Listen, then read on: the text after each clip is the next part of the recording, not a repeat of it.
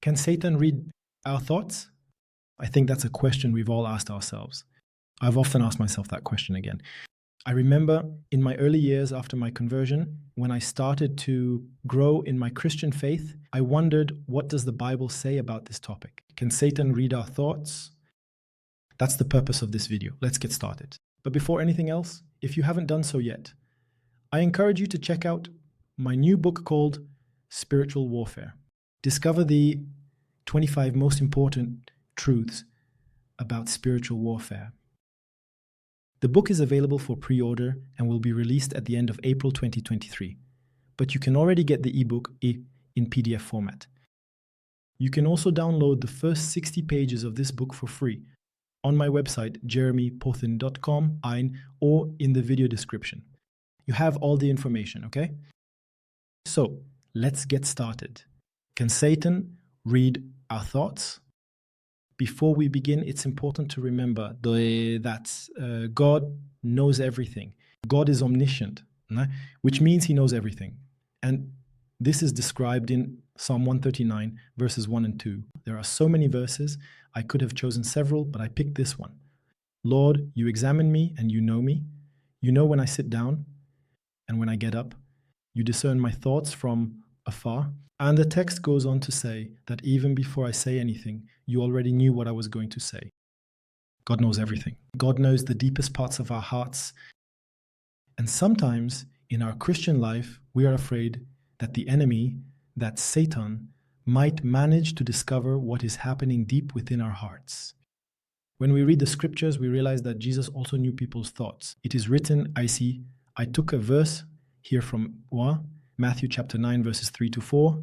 Then some of the teachers of the law said to themselves, this man is blaspheming. No one could have known what was happening deep inside them, inside these teachers of the law. It is written, but Jesus knew their thoughts. He said, why do you entertain evil thoughts in your hearts?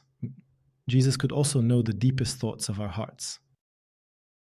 And the question we might ask ourselves is, okay, does Satan have the same ability, the same capacity to know what is happening inside our heads, inside our hearts and our thoughts? The answer is no. We have to remember, but I will add a few caveats afterwards.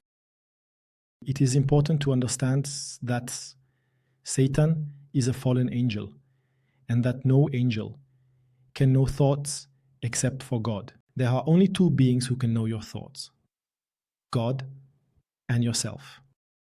No one else can know them. The question we might ask ourselves is, yes, but how is it that Satan is so good at figuring out and knowing what is happening inside us? The answer is simple, and I will explain it. Satan cannot read our thoughts, but he can guess them through our behaviors. He has been around for a very long time, long before we were born. He knows human behavior. And there is an interesting verse that says in Proverbs 23:7, for as he thinks in his heart, so is he. Our version says he is as the thoughts of his soul. What we think is what we are. Tell me your thoughts and I will tell you your actions. And Satan knows this very well. And when he sees actions, when he observes the way we act and behave, he knows our thoughts. And that's where the trap lies. In fact, what happens with Satan is that he cannot read our thoughts, but he can, however, suggest thoughts to us.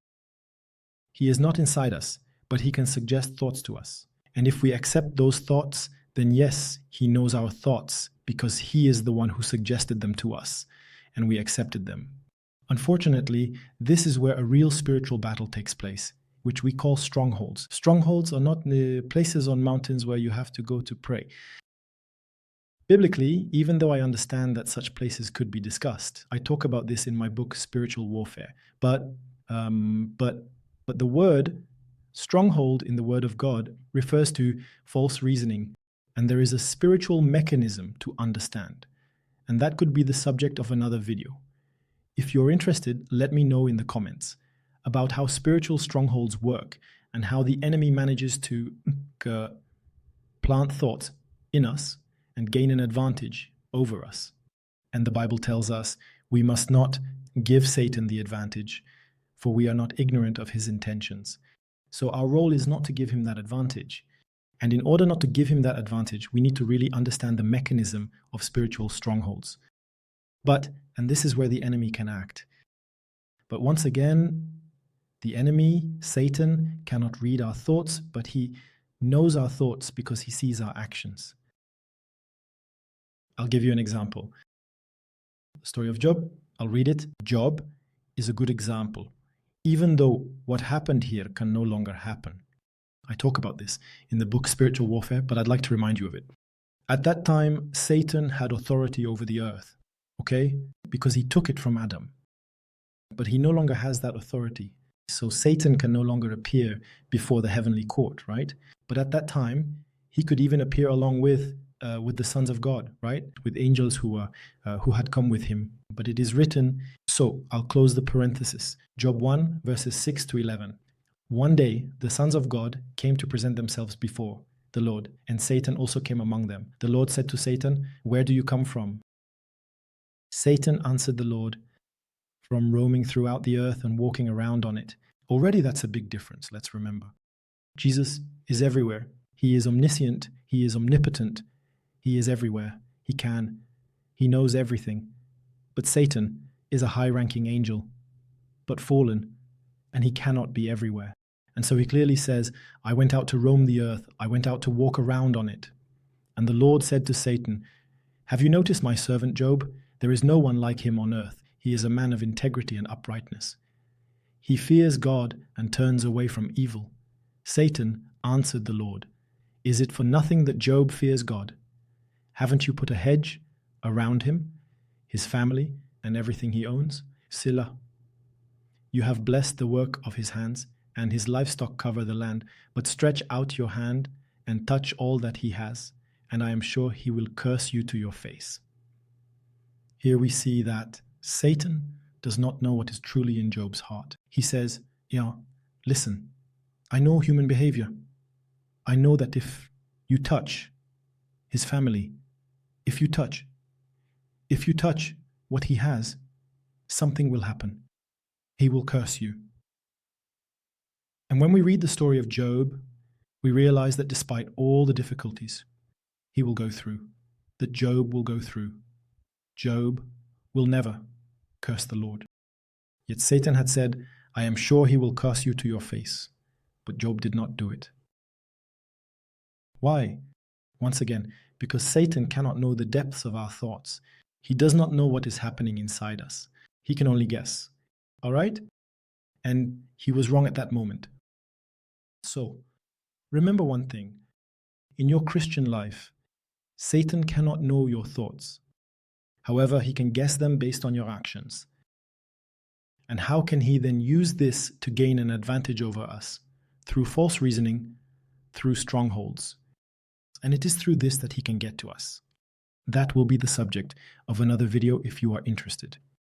If you want to go further on this topic, on spiritual warfare, to stop living a vague Christian life and instead live a victorious Christian life, I encourage you to check out my book, Spiritual Warfare. I am so convinced that this book will bless you that I'm offering you the first 60 pages for free. I believe there are about 67 pages on the battle, on which cover the first 6 truths of this book. You can go to the video description or to my website, jeremypothin.com, where you'll find all the information to check it out. Feel free to let me know what you thought of this video in the comments. Feel free to share it with those around you. And I wish you an excellent day in the presence of God. Be blessed. Goodbye.